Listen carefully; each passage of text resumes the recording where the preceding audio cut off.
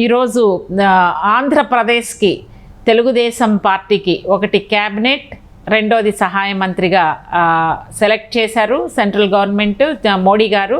అయితే ఒకటి రామ్మోహన్ నాయుడు గారికి, రెండోది సహాయ మంత్రిగా పెమ్మసాని చంద్రశేఖర్కి దీన్ని ఫైనలైజ్ చేశారని మనకి అఫీషియల్ కన్ఫర్మేషన్ వచ్చింది. దీన్ని ఏ బేస్ మీద తీసుకున్నారు, ఏ విధమైన పోర్ట్ఫోలియోస్ ఇవ్వడానికి అవకాశం ఉంది? మనతో పాటు సిఎస్ రావు గారిని ఉన్నారు, ఆయన్ని అడిగి తెలుసుకుందాం. రావు గారు నమస్కారం అండి. ఇప్పుడు ఒకటి రెండు మనకి అనౌన్స్ చేశారు, ఒకటి క్యాబినెట్, రెండోది సహాయక మంత్రి. ఈ ఆంధ్రప్రదేశ్కి రామ్మోహన్ నాయుడు గారికి కీలకమైన పోర్ట్ఫోలియో రావడానికి అవకాశం ఉందా? ఒకటి. రెండు సహాయక మంత్రి పెమ్మసాని చంద్రశేఖర్ గారు ఈ మధ్య కాలంలో వచ్చి జాయిన్ అయ్యి ప్రూవ్ చేసుకున్నారు, 3 lakhs మెజారిటీతో వచ్చారు. ఆయన్ని సెలెక్ట్ చేసుకోవడంలో ఏమి చూసి పార్టీ పెమ్మసాని గారిని కేంద్ర మంత్రికి సిఫార్సు చేసి ఉండొచ్చు? ఇంకా మిగిలిన వాళ్ళు పార్టీలో సమర్థత కలిగిన వాళ్ళు ఉన్నారా లేదా? ఈయన్ని తీసుకోవడానికి గల కారణాలు ఏంటి అంటే మీరు ఏం చెప్తారు? ఒకటి ఏంటంటే యాక్చువల్గా ఎక్స్పెక్ట్ చేసిన దానికన్నా కూడా తక్కువ ఇచ్చారు. ఓకే. ఒక 3 కేంద్ర మంత్రులు, ఒక 2 సహాయ మంత్రులు, లేదంటే 3 సహాయ మంత్రులు, మొత్తం కలిపి 5, 6 వస్తాయని చెప్పి ఎక్స్పెక్ట్ చేశారు. కానీ లాస్ట్కి తెలుగుదేశం పార్టీకి ఏంటి, ఒక మంత్రి, ఇంకో సహాయ మంత్రి ఇచ్చారు. సో దాంట్లో దీన్ని ఏ విధంగా చూడొచ్చు రావు గారు, ఇంత తక్కువ ఇవ్వడాన్ని? తక్కువ ఇవ్వడాన్ని అంటే ఇప్పుడు నరేంద్ర మోడీని అడగడంలో ఈయన డిమాండ్ చేసి ఉండరు అనుకుంటున్నా. డిమాండ్ చేసి ఉండరు, ప్లస్ అడగమని కూడా చెప్పారు ఈయన.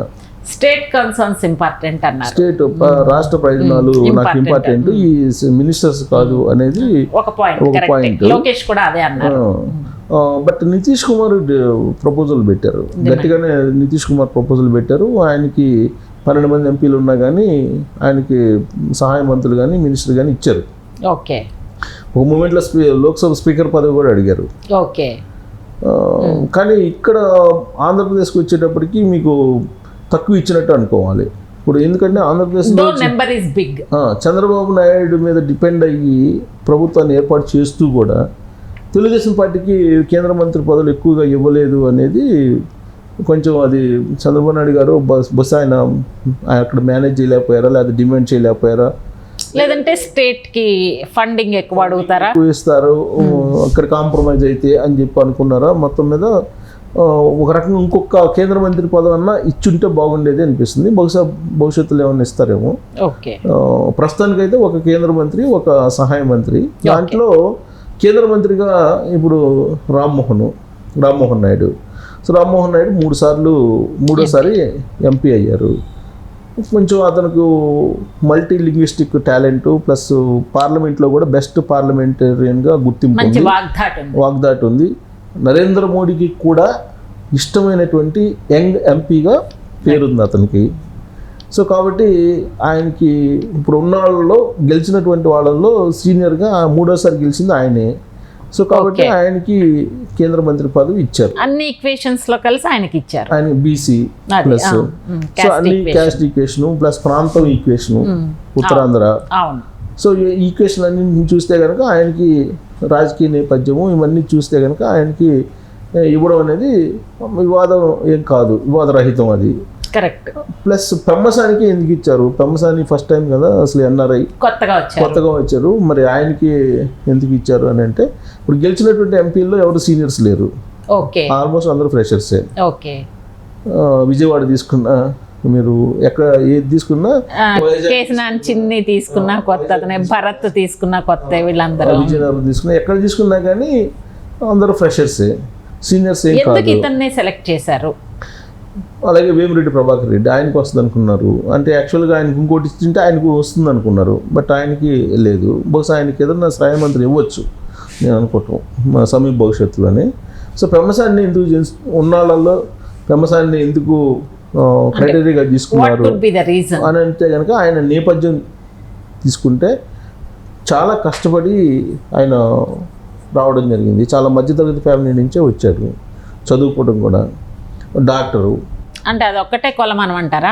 కొలమానని కాదు, ఆయన అతను లైఫ్లో మొత్తం సాధించినటువంటి ఇష్యూస్ తీసుకుంటే కనుక చాలా పీక్ స్టేజ్కి వెళ్ళిన తర్వాత కూడా అతను సమాజం గురించి ఆలోచించాడు. జనరల్గా ఏంటంటే ఒక సంపాదన పెరిగే కొద్ది, కెరీర్ పెరిగే కొద్ది ఇంకా ఇంకా ఇంకా అని వెళ్ళిపోతుంటారు. బట్ బాటమ్ పీపుల్ గురించి పట్టించుకోరు. ఇప్పుడు ఆయన పెమ్మసాని సొంత గ్రామం బుర్రిపాలెం, తర్వాత నర్సరావుపేట ఏరియాలో ఆయన చదువుకున్నారు. ఆ నర్సరావుపేటలో పెద్ద ఎత్తున సేవా కార్యక్రమాలు చేశారు. ఇప్పుడు ఆయన పెమ్మసాని చంద్రశేఖర్ మనకు ఎంపీగా కంటెస్ట్ చేశాడు కాబట్టి మనకు తెలుస్తుంది. కానీ ఇదే పెమ్మసాని చంద్రశేఖరు 2019లో కూడా ఎలక్షన్లో ట్రై చేసి టికెట్ రాకపోయేటప్పటికి కామ్ అయ్యారు. సో రాజకీయాల్లో ఆయన ఎప్పటి నుంచో ప్రయత్నం చేస్తున్నారు. ఇప్పుడు ఆయన వచ్చినటువంటి లీడర్ కాదు, నేపథ్యం కాదు. పైగా ఆయన అక్కడ విలేజెస్ని దత్తత తీసుకొని సేవా కార్యక్రమాలు చాలా పెద్ద ఎత్తున చేస్తూ ఉన్నారు. దీంతోపాటు కొంతమంది స్టూడెంట్స్ని కూడా పెద్ద ఎత్తున చదివించడం, ఇవన్నీ కూడా పేదలకి ఒక సేవా దృక్పథం అనేది కొంచెం బాగా ఉన్నటువంటి వ్యక్తిగా ఆయనకు గుర్తింపు ఉంది. సో ఇప్పుడు ఫ్రెషర్గా గెలిచాడు కాబట్టి ఇంకా అందుకు ప్లస్ గుంటూరు అంటే కొంచెం ఎలాగైనా మిగతా రాష్ట్రంలో ఉండేటువంటి అన్ని జిల్లాల కంటే కూడా గుంటూరుకి కొంత మొదటి నుంచి ప్రత్యేకత ఉంది. అక్కడ కొంచెం విద్యావేత్తలు ఎక్కువగా ఉంటారని, కొంచెం రాజకీయ చైతన్యం ఎక్కువగా ఉంటుందని, ఎడ్యుకేషన్ హబ్, రాజకీయ చైతన్యం కూడా ఎక్కువే, కమ్యూనిస్టులు కూడా ఎక్కువ మొదటి నుంచి కూడా. విజయవాడ, గుంటూరు కమ్యూనిస్టుల ప్రాబల్యం ఒక స్టేజ్ లో చాలా బలంగా ఉండేది. సో ఈ కాములు ప్లస్ రాజధాని ప్రాంతం, సో ఇవన్నీ బహుశా అన్ని ఈక్వేషన్స్ తీసుకొని పెమ్మసాన్ని సెలెక్ట్ చేసి ఉంటారు. ప్లస్ ఎడ్యుకేటెడ్, ప్లస్ అక్కడ వాయిస్ వినిపించాలి. గతంలో మనం గల్లా జయదేవ్ని చూసాం. గల్లా జయదేవ్ 2 times వరుసగా గుంటూరు నుంచి ఎంపీకి గెలిచి ఏ విధంగా పార్లమెంట్లో ఆయన ప్రసంగించారు, రాష్ట్ర సమస్యలను ఏ విధంగా వెలుగెత్తి చాటారు అనేది మనం చూసాం. ముందు ముగ్గురు ఎంపీలు అప్పట్లో, ఎవరు కేసినేని నాని, గల్లా జయదేవ్, ఈయన రామ్మోహన్ నాయుడు. వీళ్ళు ముగ్గురు ఉన్నప్పటికీ రామ్మోహన్ నాయుడు అలాగే గల్లా జయదేవ్ వాయిస్ చాలా రాష్ట్రానికి సంబంధించినటువంటి వాయిస్ అవకాశం వచ్చినప్పుడల్లా లోక్సభలో బాగా మాట్లాడారు, అందరిని ఆలోచింపజేశారు.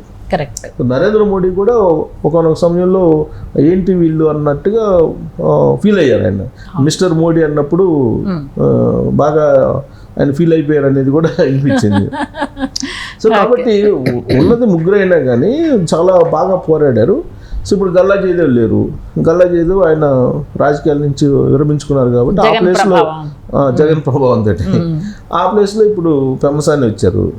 పెమ్మసాని గల్లా జయదేవ్కి ఏమాత్రం తీసిపోరు. విద్యాపరంగా కానీ, పారిశ్రామికవేత్తగా కానీ, విద్యావేత్తగా కానీ అన్ని రకాలుగా గుర్తింపు ఉంది పెమ్మసానికి. సో ఆయనకి ఇచ్చినందువల్ల ఏంటంటే రాష్ట్రానికి ప్రయోజనం ఉంటుంది. కొంచెం అక్కడ లైజనింగ్ చేసుకోవడంలో కానీ కొంచెం ఇంటర్నేషనల్ ఎక్స్పోజర్ కూడా ఉంది పెమ్మసానికి. సో అక్కడ మనం పార్లమెంట్లో కనుక స్థానం లభిస్తే ఆయనకి అక్కడ కొంచెం లైజనింగ్ చేసుకొని గవర్నమెంట్ తోటి కొంచెం ఫండ్స్ ఎక్కువ రాగలరు. కొంచెం చొరవ ఇవన్నీ ఉన్నాయి కాబట్టి కొంచెం గ్లోబల్ ఎక్స్పోజర్ ఉంది కదా, కొంచెం చొరవ తీసుకొని కొంచెం ఫండ్స్ ఎక్కువ తీసుకొచ్చి రాష్ట్రానికి మేలు చేకూర్చేటువంటి కొంచెం క్యాపబిలిటీ మిగతా వాళ్ళకన్నా తనకు ఉంటుంది అనేటువంటి భావంతో ప్రయారిటీ ఇచ్చి ఉండొచ్చు. సో అక్కడ ఆల్రెడీ బీసీకి ఇచ్చారు కాబట్టి ఇక్కడ ఓసీకి ఒకటి ప్లస్ క్యాస్ట్ ఈక్వేషన్ ఇంకా అన్ని కలిపి ఆయన ఎంచుకొని ఉండొచ్చు. ప్రత్యేకంగా ఆయనకి ఇవ్వాలి అని కాదు కానీ అన్ని రకాల ఈక్వేషన్స్ చూసిన తర్వాత ఇచ్చుంటారు.